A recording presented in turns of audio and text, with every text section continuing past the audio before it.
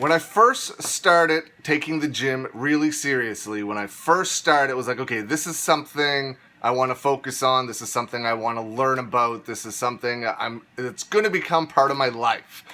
The first bodybuilder that I really started to follow was The Gift, Phil Heath.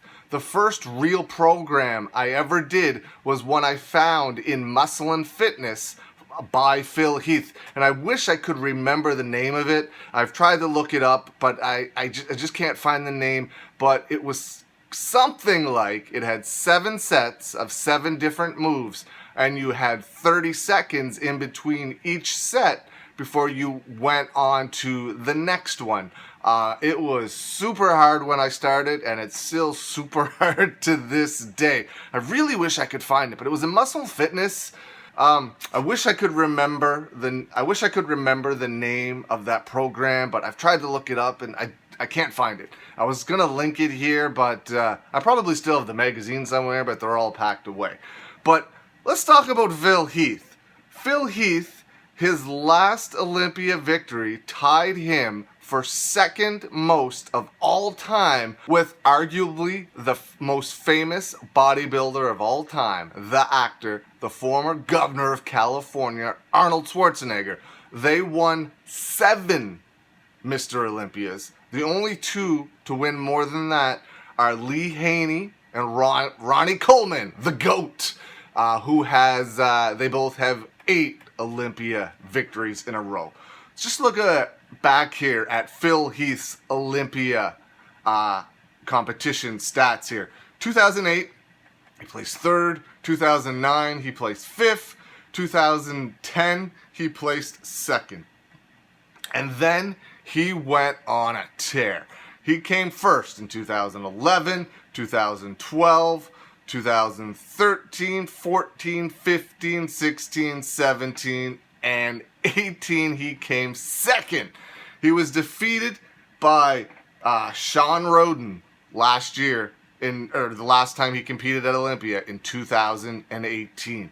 But he won it 7 times in a row. The only bad thing I have to say about Phil Heath is that he defeated my favorite bodybuilder, Kai Green, at Olympia every single time. If you're gonna lose to the best.